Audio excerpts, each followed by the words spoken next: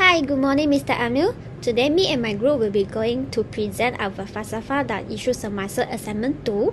So, for this assignment, the topic we choose is Challenges of Living Costs and Economic Responsibility after COVID-19. So, let's start with the agenda, which is the table content first. So, the first one is introduction, the second one is objective, theory, discussions, and also conclusions. So, let's start with the introduction On first. January 25 in the year of 2020, new SARS-CoV-2 virus, which produced COVID-19, met its initial landfall in Malaysia. On the same year, in March 18, Malaysian authorities respond by issuing a movement control order, which is MCO, that will last for 2 weeks. Closed down were non-essential companies and services. Interstate movement was restricted. Public sporting, religious, and social events were postponed. It's clearly obvious that this pandemic will have severely detrimental repercussions on the macroeconomic health of Malaysia, as well as the economic causes of economic harm in Malaysia are locally corrected as a result of recently enacted movement control measures and the ripple effects of the coronavirus effects abroad. The travel and movement restrictions, together with the shutdown of enterprise and services, will have a significant negative impact on company investment and also individual spending. It will have far more damaging impacts on people's livelihoods and enterprise. Business and people impacted by the interim closures will be at a significant risk of experiencing immediate cash flow problems as their profits decline. Hello, my name is Mpokama, and I'm gonna talk about the objective of our essay, which is Challenge of Living Costs and Economic Responsibility after COVID-19. And so what is the objective of our essay? First of all, is to examine the effect of COVID-19 on the number of workers who lost their job in Malaysian economy. And secondly is to show how Malaysians were dealing with food, health, and financial crisis on a daily basis. COVID-19 is the deadliest epidemic outbreak, causing a global healthcare crisis, financial catastrophe, and economic downturn, and its far-reaching impact have reshaped Malaysia.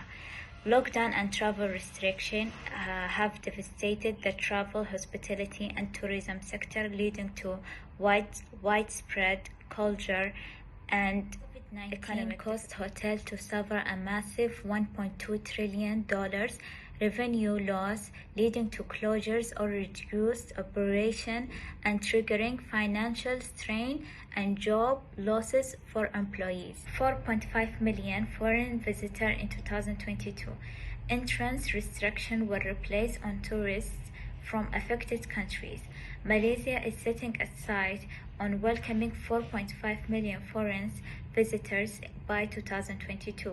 As international borders gradually reopen, Malaysia aims to attract tourists through diverse attraction, cultural experience, and strategic marketing campaigns, hoping to restore its tourism industry and contribute to economic recovery.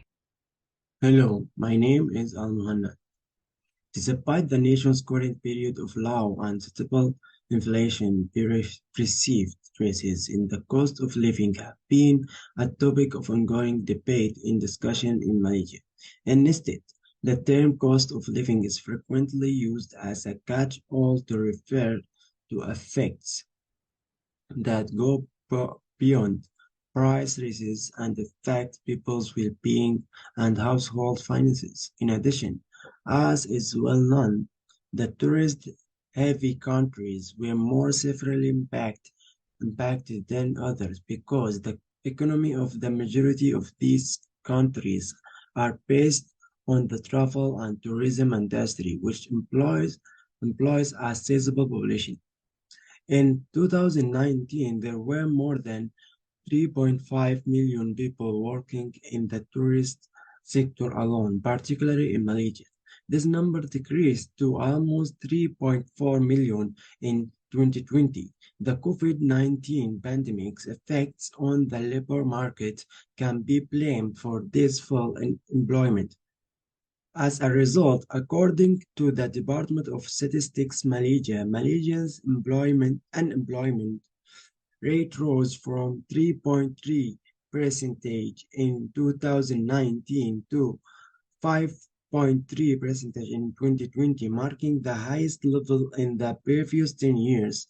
Additionally, the number of unemployment persons increased from around 512,000 in 2019 to 764,000 in 2020. Additionally, the COVID-19 epidemic caused 140,000 people to lose their jobs between March 2020 and August 2021, according to the Human Resources Minister. As a result of the economic inflation that followed the COVID-19 outbreak, many people now are struggling financially.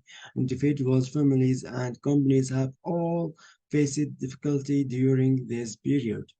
But families have been particularly affected because they must control home spending while also meeting their family's basic needs. Making money to survive has become even more difficult as a result of so many families losing their jobs or having their income decreased. The rising cost of living and associated costs for things like housing, healthcare, and education have also added to the financial strain on families, particularly for large families than those who reside in high-cost cities like Kuala Lumpur. This might result in greater financial stress and difficulty reaching financial security. My colleagues and I concluded that COVID-19 pandemic did not only affect Malaysia economically by crippling the tourism sector, leading to low living standards and decrease in the gross domestic product. However, there are a number of social impacts due to the COVID-19 pandemic, including increase in the crime rate. Meaning to say, as indirect unemployment costs were twice as higher than the direct living cost, people sought illegal ways of survival. Secondly, development of worry and chronic anxiety. This was due to the fact that the public couldn't foresee how the pandemic would pan out and how the government would formulate or change policies to deal with these perilous situations. This could lead to cognitive deterioration. Thirdly, countless deaths. Many people lost their livelihood due to this pandemic. And lastly, there was separation of families and friends due to the fact that there were barriers and travel restrictions. The end. Thank you. So below is our team members' name: Almuhannad, Hutu, Lim Ying Tong, Suet Er, Nigel, and Reham. So here are their IDs, and also our lecturer, Mr. Amil. Thanks for watching.